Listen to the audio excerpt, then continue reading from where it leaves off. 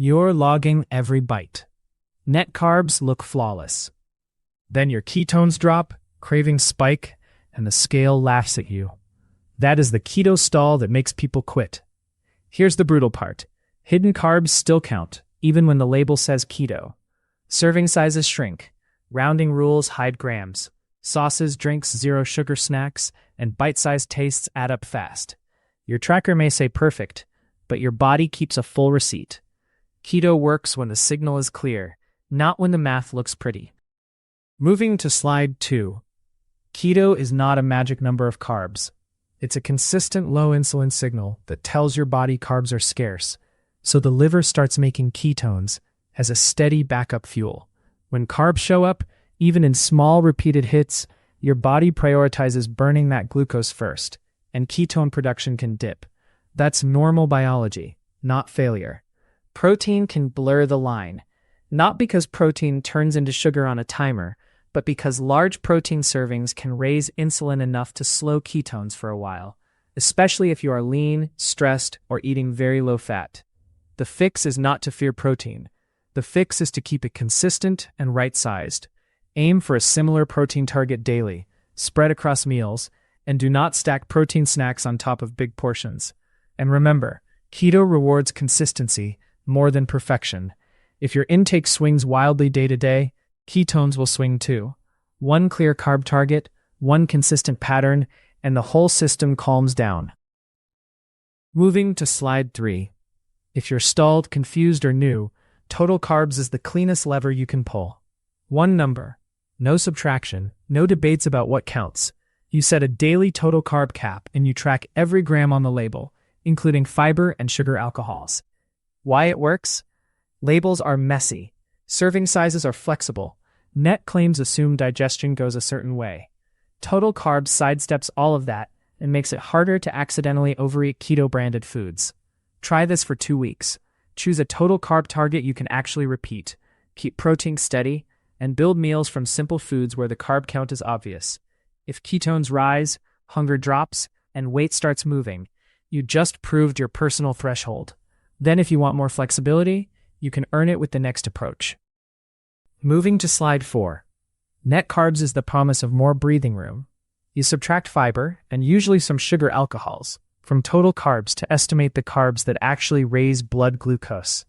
Done well, this lets you eat bigger veggie portions, fit more whole foods, and handle social meals without feeling trapped. The catch is that net carbs is not a law of nature. It's an estimate based on digestion. Some fibers are mostly fermented in your gut and barely touch glucose.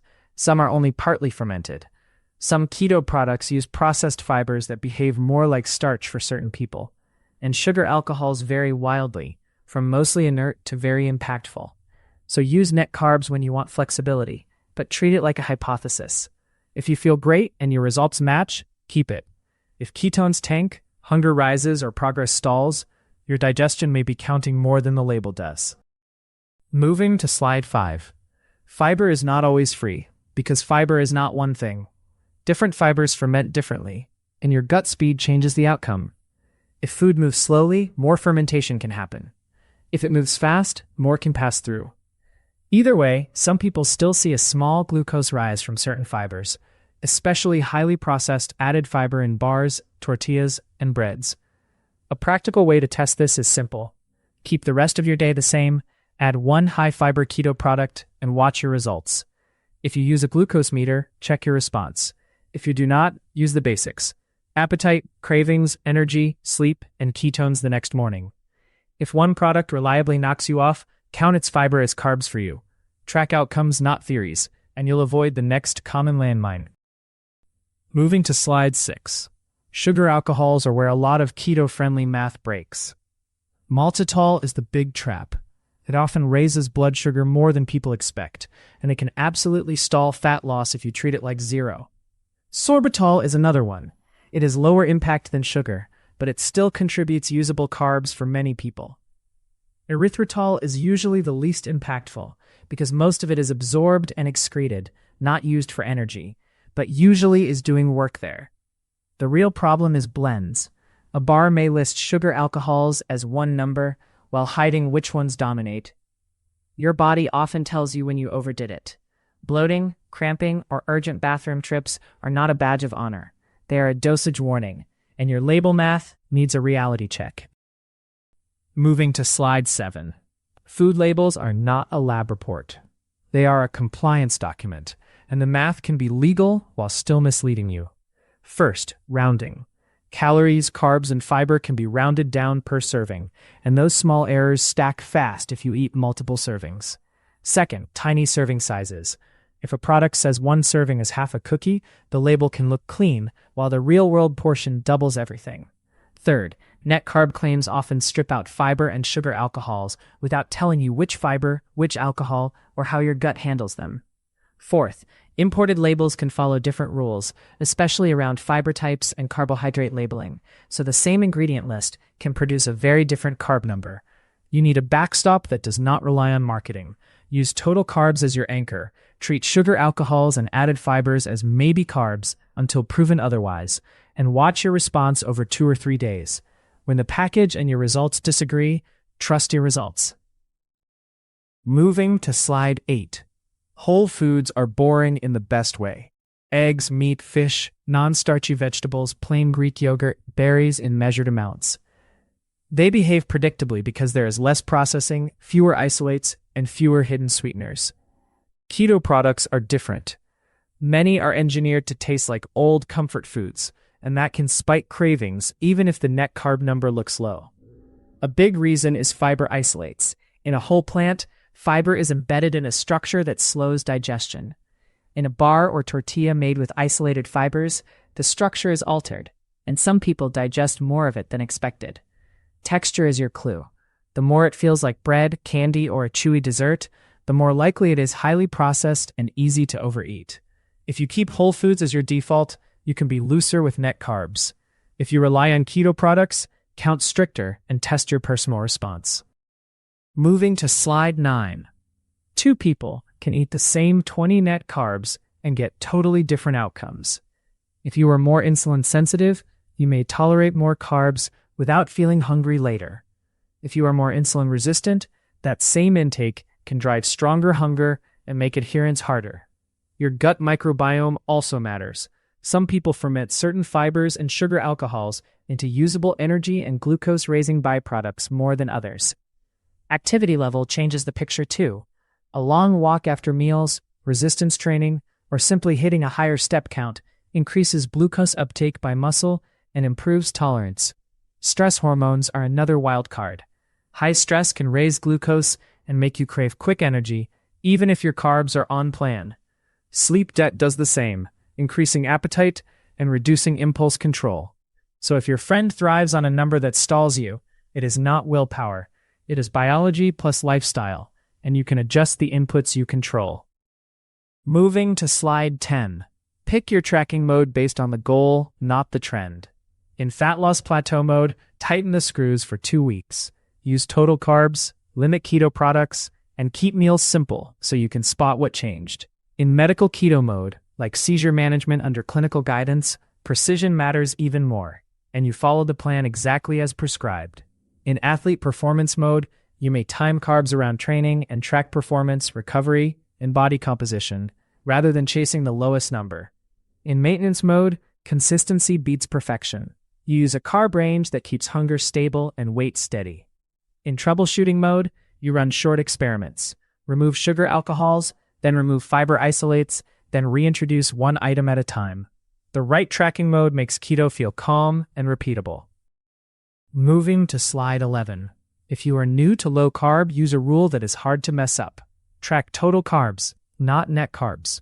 Total carbs is what your body sees on the label before any fiber math, and it keeps you honest when you are still learning portions. Step 1. Pick a personal limit you can repeat. Many people start around 20 to 50 grams total carbs per day, then adjust based on results. Step 2. Make most of those carbs come from whole foods.